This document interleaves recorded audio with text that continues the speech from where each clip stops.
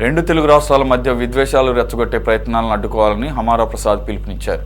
జడా శ్రావణ్ విసిరిన సవాల్ను స్వీకరించి విజయవాడకు వచ్చామని, అయితే ఆయన కనీసం ఫోన్కు కూడా స్పందించకుండా దూరంగా ఉన్నారని విమర్శించారు.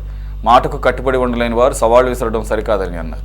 రాజ్యాంగం కల్పించిన హక్కులను ఎవరూ కాలరాయలేరని, సుప్రీంకోర్టు తీర్పులను ప్రతి ఒక్కరూ గౌరవించాలని సూచించారు. రిజర్వేషన్ అంశంపై కూడా అందరూ రాజ్యాంగబద్ధంగా వ్యవహరించాలని హమారా ప్రసాద్ పేర్కొన్నారు. రాష్ట్రంలో ఆయన గత ఒక వారం రోజుల క్రితము ఒక మీటింగ్ పెట్టాడు ఏలూరులో. దళిత క్రైస్తవ సభలో సభ శంకారావం అని చెప్పేసి ఒక సభ పెట్టాడు.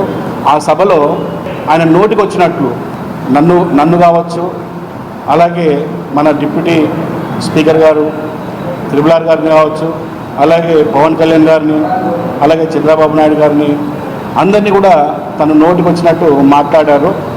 అందులో మీకు ఒక క్లిప్ నేను చూపిస్తాను. ఇప్పుడు దీని గురించి మేము మాట్లాడుకొచ్చాము.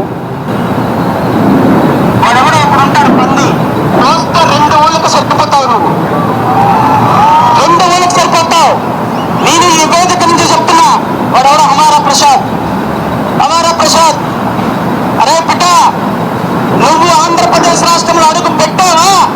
మళ్ళీ నువ్వు ఆంధ్రప్రదేశ్ రాష్ట్రానికి రావటానికి రెండు కాళ్ళు ఉండవు, గుర్తుపెట్టుకోమని ఈ వేదిక నుంచి నేను తెలియజేస్తున్నా. సో ఇక్కడ మ్యాటర్ ఏంటంటే, మరి వీడు మాజీ జడ్జి అంటున్నాడు, అడ్వకేట్ అంటున్నాడు, మరి పందుల వ్యాపారం చేసిండో లేదా మాంసకోట్ల పని చేసిండో మాకే తెలియదు. తెలుగు రెండు రాష్ట్రాల్లో ఉన్న తెలంగాణ, ఆంధ్రప్రదేశ్లో ప్రజలందరూ కూడా మనమందరం కూడా అన్నదమ్ముల్లాగా ఉంటున్నాము. ఒకరు అక్కడి నుంచి ఇక్కడ వచ్చే వాళ్ళు ఉన్నారు, ఇక్కడ నుంచి అక్కడ వచ్చే వాళ్ళు ఉన్నారు. ఎవరి పనుల మీద వాళ్ళు తిరుగుతుంటాం, మన పనులు చేసుకుంటుంటాం. వీడు ఆ సభలో నన్ను కూర్చి ఒరే పంది హమారా ప్రసాద్ అని చెప్పేసి, ఈ పనికి మాలినోడు ఈ ఆంధ్రప్రదేశ్లో కాలు పెడితే నా కాళ్ళు రెండు విడగొడతా అన్నాడు. మరి ఆ ఛాలెంజ్ని స్వీకరించి నేను ఈరోజు ఆల్రెడీ వారం రోజుల క్రితమే ప్రకటించడం జరిగింది. అరే పనికి మాలినోడ జడా శ్రావణ్గా మేము అందరం వస్తున్నాము.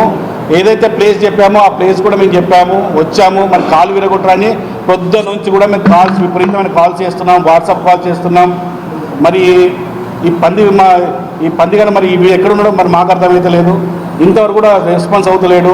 మరి విజయవాడలోకి అడుగు పెట్టాము, కాలు విరగొడతామని చూస్తున్నాం మేము. అలాగే మమ్మల్ని గోసి రెండు ఊర్లకు పంచుతాను. మరి ఈ ఆంధ్రప్రదేశ్ ప్రజలకు, తెలంగాణ ప్రజలకు అందరూ కూడా తెలియాలి.